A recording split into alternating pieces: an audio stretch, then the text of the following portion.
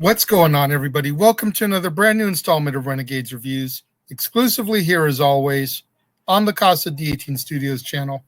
I, of course, am your host, the Renegade JJ Williams, and today we continue with our DC extravaganza, our look at films from Detective Comics properties, and much like yesterday's 1943's The Batman, today's is a collection of serials, 1949's Batman and Robin, starring Robert Lowry, Johnny Duncan, Jane Addams, Lyle Talbot, William Fawcett, and Leonard Penn. What's going on, everybody? Thank you for joining me here once again for another brand new installment of Renegades Reviews. And like I said during the introduction, today's installment is another collection of serials, 15 serials, which, like I mentioned yesterday, in case you didn't tune in, serials back in the day were basically like a little 15, 20-minute episode, television episode that ran before the movies of the time. Back in the day, you'd pay your admission, you'd get to see a newsreel with some of the headlines of what was going on in the world of the day. You'd get a cartoon or two, and you'd get some kind of science fiction action serial, such as Batman and Robin, which we're going to discuss today. 15 episodes, one each week, try and keep the movie-going public coming back to see what would happen next. And I apologize for not having more information about this one as far as the synopsis goes. I didn't take a look at Wikipedia and check my sources ahead of time until I was already about halfway through. And then I saw that Wikipedia didn't have a whole lot for synopsis. Didn't even have like a paragraph. It was more like 2 or 3 lines. And I didn't feel like going back, restarting everything, because much like yesterday's, it's a lot of exposition, a lot of filler material. We're talking about 4.5, almost 5 hours worth of serials, with each one being about 15 to 18 minutes, with the exception of the first and the last ones. So I didn't go back to rewatch what I had already watched to take detailed notes. So again, I apologize that my synopsis isn't going to be as detailed as other episodes. Now, that being said, our serial revolves around Professor Hamill, who has created a remote-controlled device which enables whoever uses it to take over any motor vehicle within 50 miles. And when the device is stolen by the black hooded mastermind known as the Wizard, Batman and Robin jump into the case. Batman and Robin continuously prevent the Wizard from obtaining diamonds, which are needed to provide fuel for the device. The dynamic duo also must rescue magazine photographer Vicky Vale from periodic perilous dangers. The dynamic duo locate the Wizard's base, which can only be reached by a remote-controlled submarine. Now, Professor Hamill, however, has also created a neutralizer that, when used in conjunction with the other device, can turn a person invisible temporarily. After a number of attempts, the Wizard eventually gets his hands on the neutralizer as well, and begins to plot now that he has possession of both devices. The Wizard turns invisible and enters a research plant, knocking out a number of security guards and even Robin while he's invisible in an attempt to steal top-secret plans. When the two machines begin to overheat back at the hideout, the Wizard's assistant cuts them off, making the Wizard become visible once again. Batman and Robin chase the Wizard down and obtain one of the Wizard's gloves, identifying the Wizard as Carter, Professor Hamill's assistant. However, when Batman and Robin move in to arrest Carter, he is mysteriously murdered.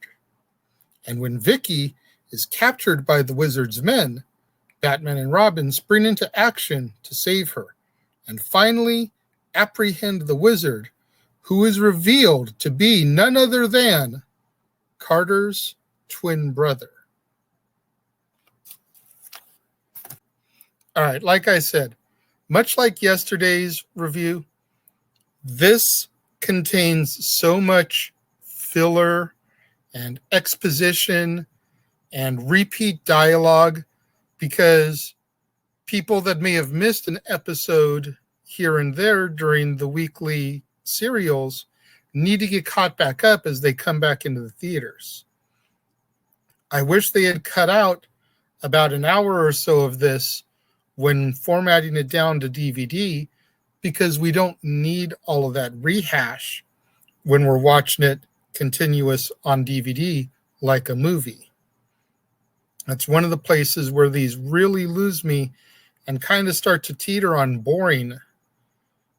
I do like the fact that they went with a villain like the Wizard, which was a bit more in tune with the comic book style of villains, a la the Joker, the Riddler, the Penguin, Catwoman, Mr. Freeze, Two-Face, etc. Having this cloaked, hooded figure, the Wizard, seemed very much more comic booky as opposed to yesterday's with Dr. Daka, which was more rooted in reality, which that was perfect for the time that one came out. Like I said, 2 years removed from the Pearl Harbor attack. So to have a Japanese agent as the villain made perfect sense. Here we are, 6 years after that, 8 years after the attack on Pearl Harbor. So we were able to be a little bit more fantasy here. And I think it's suited very well. We got Vicky Vale in this one, who was introduced in the comics back in 1948, but would probably be best remembered by Kim Bassinger's portrayal of her in the 1989 Batman with Michael Keaton and Jack Nicholson, which we will be coming to sooner rather than later as we push our way through the DC universe, making our way to the DC EU eventually to wrap up the month. But there were some good parts about this. There was no Batmobile, once again, but unlike yesterday's where Alfred drove Batman and Robin, Bruce and Dick around. In this one, they did have their own car. Both Batman and at one point Robin took turns driving the car, but it was just your standard car of the day. I forget what kind of make and model it was, but it wasn't anything fancy. It wasn't the Batmobile as we know it. It was just, a standard car of the times. It was a convertible that did allow them to, cover up when they needed to change in the car and go from Bruce and Dick to Batman and Robin. But aside from that, there wasn't anything fancy about it. So those things were high points, different from yesterday, and a little bit more of the groundwork of what we would become to see with movies like tomorrow's Batman the movie, which we'll get to in a moment. And then, of course, the Burton Schumacher Batmans, the Nolan Batmans, the Snyder movies, etc. I really, unfortunately, don't have much more to say about the 1949 Batmans. They were what they were. They were all right for the times. I'm sure if I was a young man back in 1949, and just to give you context, my dad maybe was 2 years old when these came out because his birthday is in December. So he was probably 1.5 when this came out. Just to give you context on how old these are. Dad, if you're watching, I love you. But if I was a child back in 1949, I probably would have been mesmerized by these, much as I was by the Burton Batmans of the late 80s and the early 90s, and the Batman TV show that I caught in reruns as a result of the success of those films, the 66 through 68 Batman TV show. But being an older person, seeing these now in contrast and comparison to what's out there, like I said, with all the exposition, the filler dialogue, the rehash, makes things a little bit boring. When it comes to my ratings, I'm going to, just like yesterday, I'm going to give it 2 out of 5 stars. I could probably rate it lower, but I just want to be fair to the sign of the times. And 2 stars out of 5, I feel is fair for a jump-off point for where we are in the history of these films. What do you guys that may or may not have seen this film, these serials, think about them? Much like yesterday's, they are on YouTube. If you desire to watch them and take a look at yourself, all 15 episodes of this serial are available on YouTube. Batman and Robin, 1949. Search it, you'll find it. Let me know what you guys think. If you're watching the premiere, leave your thoughts and comments over here.